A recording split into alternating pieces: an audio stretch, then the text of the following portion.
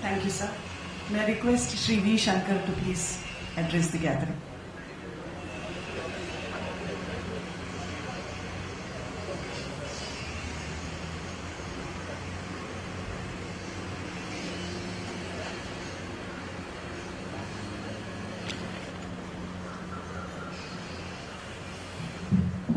I think some occupational hazards will not spare you. Wherever you go, even if you want to be an ordinary invite. Both the President and Subramaniam wanted me to speak. And I had no other option but to say that I will speak. But then the best element of a good speech is if the beginning and the end is in the same sentence. I would have loved to do that. But then both of them had indicated that the lunch will start only at 11 o'clock. And all my friends on the stage have ensured that they neither speak or they speak very little, so that one man can take you till 11 o'clock. No, I'm not going to do that, I'm just telling you. It gives me great pleasure to associate myself with this pleasant and solemn function organized this morning by, I always said about Subramaniya Samaj as the center of activity, not just spiritual, it ministers to almost all the needs of humanity in its own limited way. And therefore it was not surprising that this day would also come. Whatever comes is the grace of the God. The Upanishad says, Isavasyam Vitam Sarvam Yat Kanchane Jagatyam Jagat. Whatever happens, wherever happens, is permeated by the same divine force. It is that divine force, that blessed positive force, that has given us this beautiful morning. Let us cherish and enjoy this morning. The history of evolution of this daycare center and the realization of a vision that will upgrade it to a hospital have all been told adequately. But I will now tell you why it is so important that healthcare facilities in this country reach levels far more than what are obtaining today.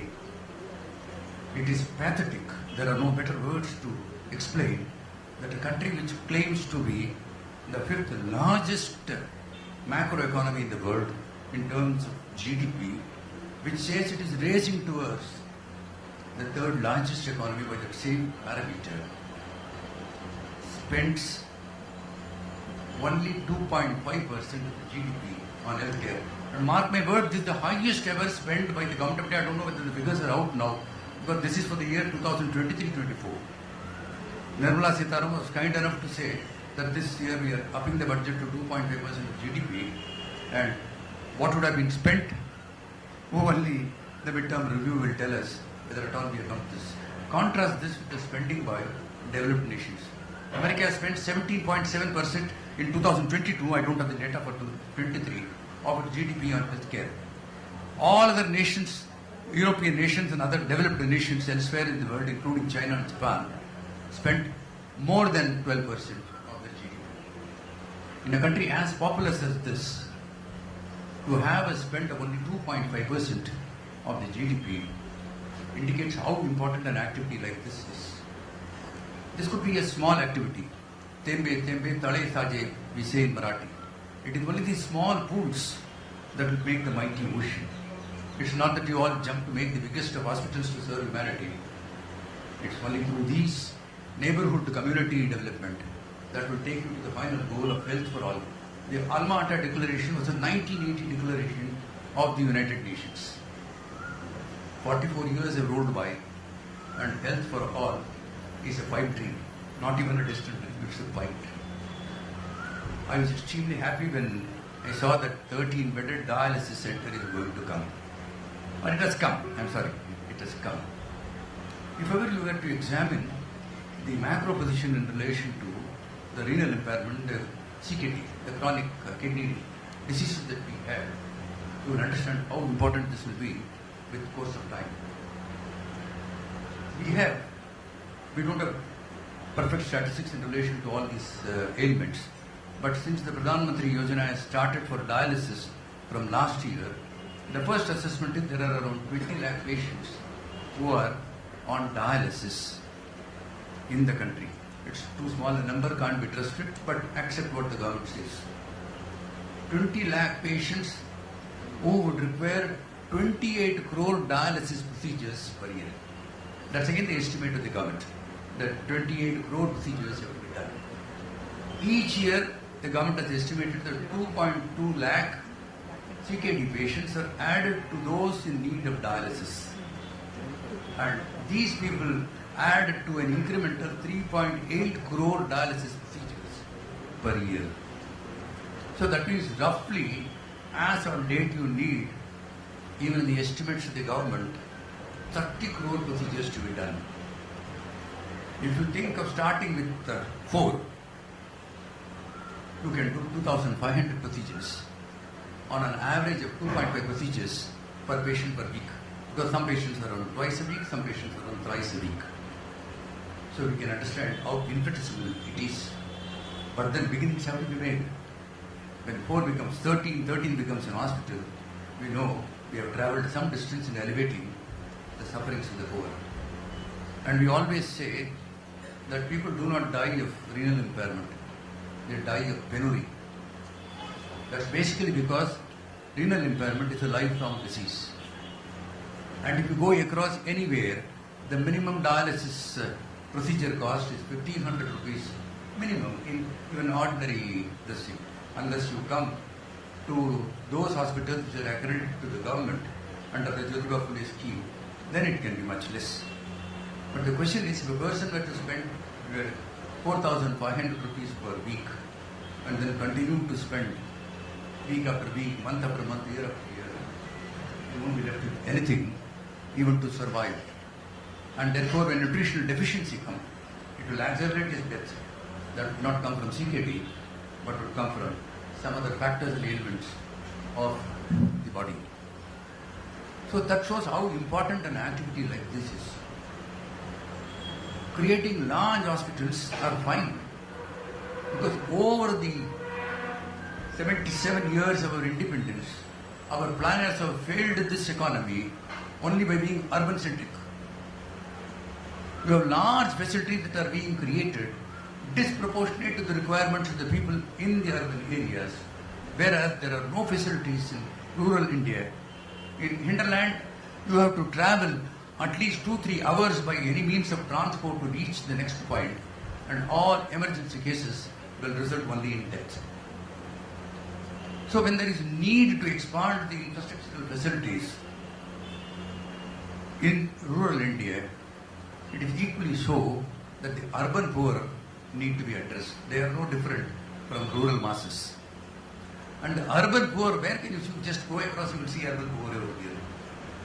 And if they were to find a place where they can get treated for the ailments that they are suffering from, and that they can live and add to the economic value of the nation, it is one of the greatest service that can ever be done. Temples essentially are not merely places of religion. It's a wrong notion that temples are places where religion is promoted. It's where humanity is grown. It is where values are imbibed, where persons are made to realize that they are part of the larger cause of this planet Earth. I always used to jokingly say that the rich and the poor both come to the temple. You can see most of the poor outside the temple seeking alms from you, just to get one square meal. You go inside, the richest of rich would pray to that Lord Almighty, Ayu Arogyam Aishwaryam. So both are begging for something in life. And is the rich man's needs are addressed, one by his wealth and two by the community, because of the position that he enjoys. The poor man's needs very rarely are addressed. And in centers like this, these are the manifestations of God. Jantunam Narajanmam Durlabham, says Shankara in Vivek Chudamani.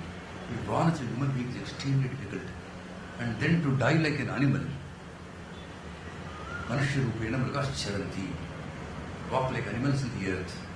it's far better that you can be of some service to our community brethren. Call them by any name.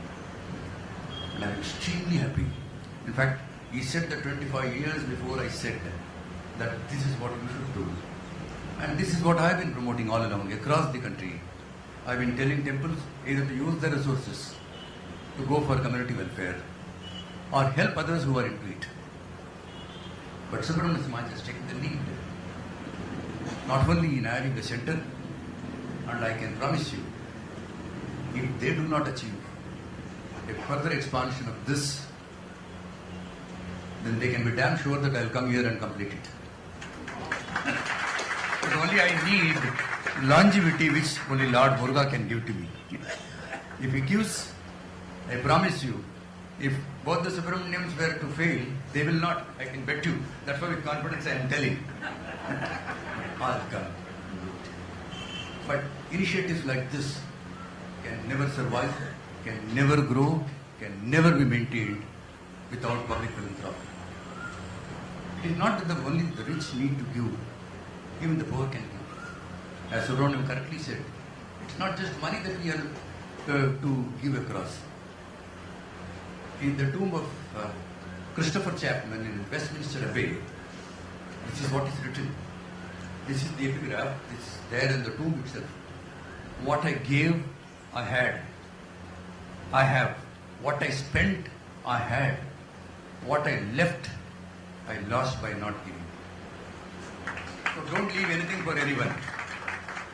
Give generously for people who need it during your times. Your children will take care of themselves. And that is the Datavimiti Danam Diyate cha Anupagarine Deshe Kale cha Patre cha Tad Dhanam Satyakam Sudam says. Give at the right time to the right person for the right cause of the right amount. Not necessarily money. We should give our service first. Then where it is needed to network and get the resources, the financial resources to support the activities. And more importantly, see that the sapling which has been sown today grows like the proverbial banyan tree, bringing within its reach countless number of poor, and whose smile will be far, far more than the illusory blessings that you think that the Lord would give to you by having come to Him and having taken care of you. Thank you and God bless.